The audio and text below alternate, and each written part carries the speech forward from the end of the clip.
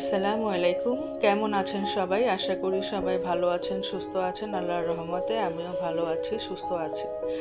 আমার এই ভিডিওগুলা যারা নতুন গৃহিণী, বিয়ের আগে যারা রান্নাবাড়া করে নাই, বা যারা প্রবাসী ভাইয়েরা আছে, বা লেখাপড়া করে ঢাকায় থাকে, মেসে থাকে, এরকম ভাইয়েরা আছে, তাদের জন্য, তাদেরই এই ভিডিওগুলো বেশি কাজে লাগবে।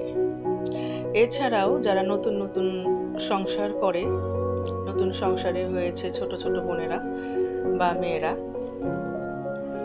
তোমরা যারা নতুন বিয়ে হয়েছে, নতুন সংসারে এসেছো, এখন রান্নাবাড়া তোমাদের করতে হয়, ফ্যামিলিতে শাশুড়ি বা মা থাকে না, তোমরা কিভাবে কি রান্না করবে, কিভাবে তোমাদের ডাইনিংয়ের মেনুটা দুপুরে সাজাবে, সেই জন্যই কিন্তু আমার এই ব্লগগুলা। ভাইরা যারা আমার ভিডিওগুলো দেখেন তারা কিন্তু এখনও কোনো কমেন্ট করেন নাই। তা আপনারা কি দেখতে চান বা আপনাদের কি ভালো লাগে, আদৌ আমার ভিডিওগুলো ভালো লাগে কি না, আপনাদের কোনো মন্তব্য কিন্তু আমি এখনও পাই নাই। এখন আমি রান্না করছি পাঙ্গাস মাছ আমি আমার বাচ্চাদের জন্য ভুনা করে নিচ্ছি। এটা বাচ্চাদেরকে সহজেই খেতে দেওয়া যায়, কাটা বাছার বেশি ঝামেলা থাকে না। কষানো হয়ে গেলে এর মধ্যে আমি টমেটো, কাঁচামরিচ, ধনেপাতা দিয়ে রান্নাটা শেষ করে নিব। আজকে অবশ্য আমার ঘরে কোনো সবজি নাই, এর জন্য আমি কোনো সবজি করতে পারছি না বা ভাজিও করতে পারতেছি না। আমি অফলাইনে ডাল রান্না করে নিছি। আমার বাচ্চারা আবার ডাল দিয়ে ভাত খেতে পছন্দ করে, মাংস রান্না হোক আর মাছ রান্না হোক, সঙ্গে একটু ডাল আমার রান্না করতেই হয়। ওদেরকে আমি ডাল দিয়ে মাছ দিয়ে ভাত মেখে দিলে ওরা খুব সহজেই খেয়ে নেয়। টমেটোগুলা দিয়ে নিলাম। এই মাছটা রান্না হয়ে গেলে আমি আজকে আরেকটা মাছ রান্না করব।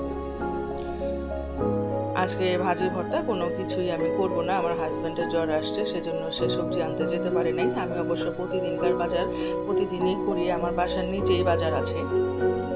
আমার বাসা থেকে নিচে নামলে মাছ, মাংস, তরি তরকারি সব কিছুই পাওয়া যায়। এর জন্য আমি ফ্রিজের জিনিস এতটা আমার খেতে হয় না, আমি টাটকা জিনিসই বেশি খাই। আমার বাসার পাশে সব কিছুরই ব্যবস্থা আছে। ধনেপাতাগুলো দিয়ে নিলাম।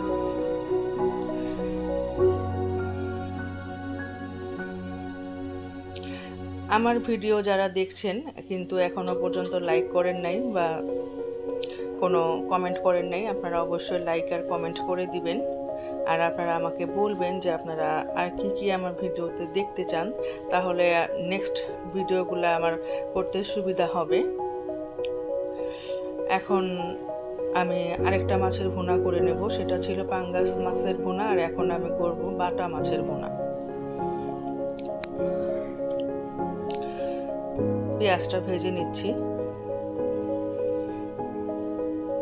আমি এখনো আপনাদেরকে আমার রান্নাঘরের রান্না ছাড়া, চুলার ওপর হাঁড়ি পাতিল ছাড়া তেমন কিছুই দেখাইনি। ধীরে ধীরে আপনাদের সাথে আগে পরিচিত হই। আমার ব্লগটা নতুন ব্লগ, আগে আপনাদের সাথে একটু ভালো করে পরিচিত হয়ে নেই, তারপরে ধীরে ধীরে সব কিছুই আপনাদের সাথে টুকটাক শেয়ার করব। হলুদের গুঁড়া, মরিচের গুঁড়া দিয়ে নিলাম। রাঁধুনি, ধনিয়া, জিরার গুঁড়াও আমি মাছে দিই। এগুলো দিয়ে ভালো করে কষিয়ে নেব। গরম পানি দিয়ে দিলাম। আজকে আবার আমার লাইনের চুলায় গ্যাস আছে। মাছগুলো আমি ভালোভাবে পরিষ্কার করে নিছি। পরিষ্কার করে নিয়ে লবণ আর লেবু দিয়ে মাখিয়ে রেখে ধুয়ে নিলাম। আপনারা যারা নতুন আছেন, যারা নতুন রান্নাবাড়া করেন, তারা মাছগুলোকে যখন ধোবেন, ধোয়া শেষ করে লবণ আর লেবু দিয়ে কিছুক্ষণ মাখিয়ে রেখে ধুয়ে নেবেন। দেখবেন যে মাছটা খেতে আপনাদের আরও ভালো লাগবে। কাঁচামরিচ দিয়ে দিলাম, টমেটো দিয়ে দিলাম,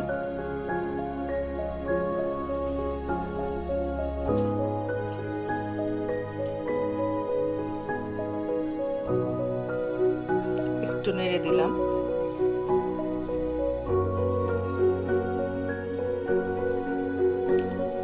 ধনেপাতা দিয়ে দিলাম।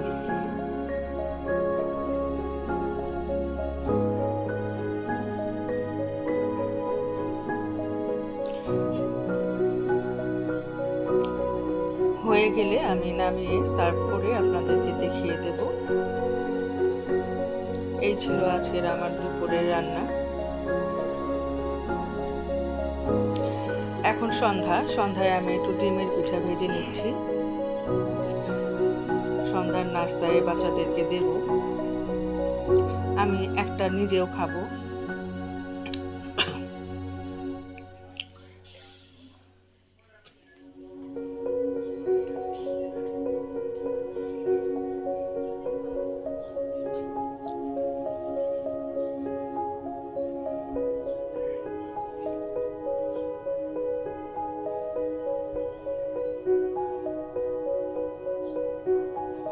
এই পিঠাটা খেতে কিন্তু খুবই সুস্বাদু।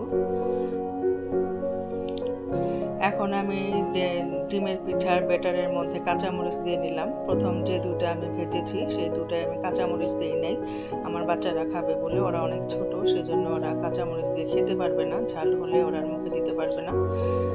এখন আমরা যারা বড়রা আছি দু একটা খাবো, তাদের জন্য আমি কাঁচামরিচ দিয়ে নিলাম।